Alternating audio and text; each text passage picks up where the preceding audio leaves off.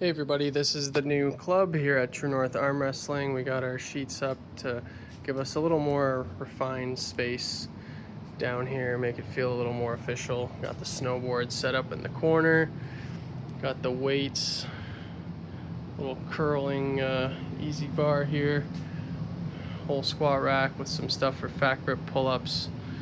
We got the club rankings if y'all are interested. This is where it's at right now.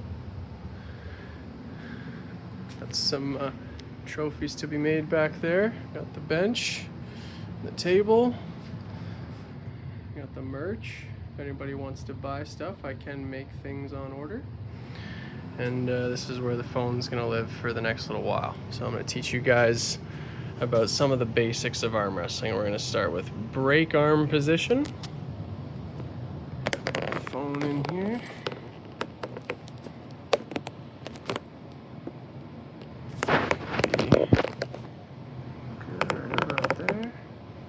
There we go.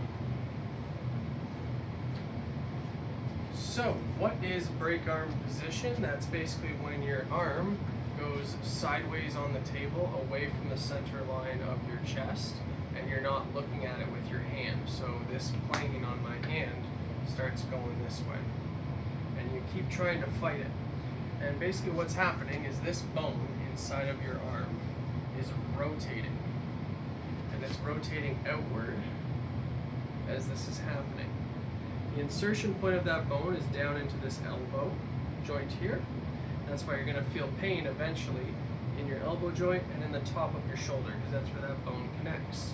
And as you go outward and you don't follow with your head or your chest, you stay open and you try to apply force in this direction.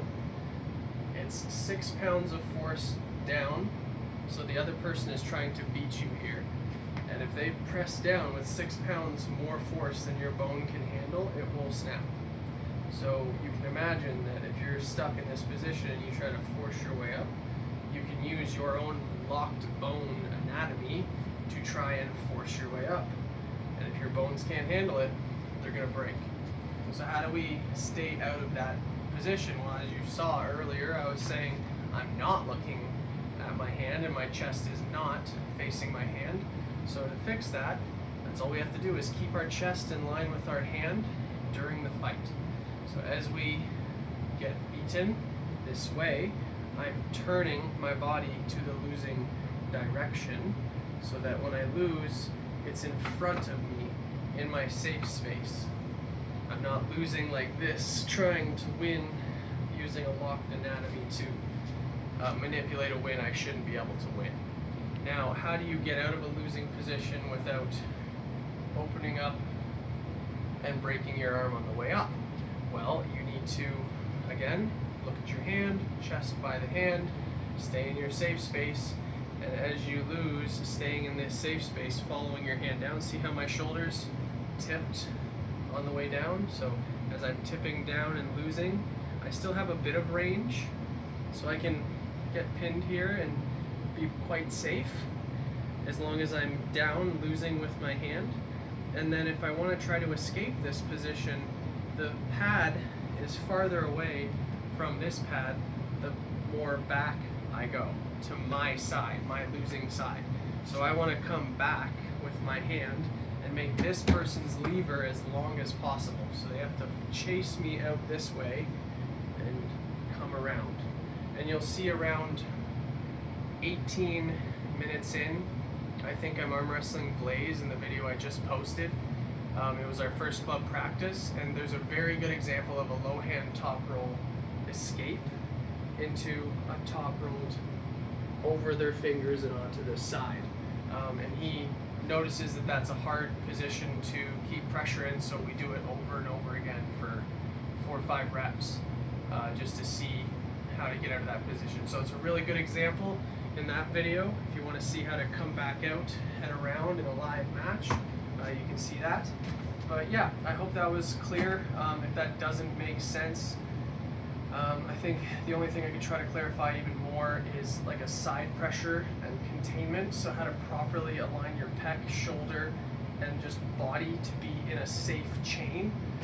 Because along with losing, you want to lose with your chain having as many strong links as possible. So the first link in our chain is going to be our fingers, and that's going to be the first thing you want to attack if you're a person trying to beat somebody. So we want our fingers to come in, and then it's going to be our wrist, keeping that containment. So it's going to be fingers opening, and then our wrist is going to open. And then when that opens, we also want this bone to be rotated inward, to be locked in front of us, so that our thumb portion of our hand here is almost parallel with our body. That's a very safe position because it's turning over my wrist, engaging my pronator and protecting my bicep and brachialis. And I also want my shoulder forward to protect my pec and close in the fibers of my pec, meaning my pec is tense and that the fibers are short. And I can keep tension while the fibers elongate to make it more difficult for my opponent, along with everything else. You want tension while your fibers are short so that your opponent has to fight through as much as possible to beat you. So we want this chain, and then as we lose, we want to open that chain slowly as we try to fight back with it, maybe coming back this way, regaining it to win. So I hope that makes it crystal clear. And again, Nate, I'm the coach at True North Arm Wrestling here in Cold Lake, Alberta.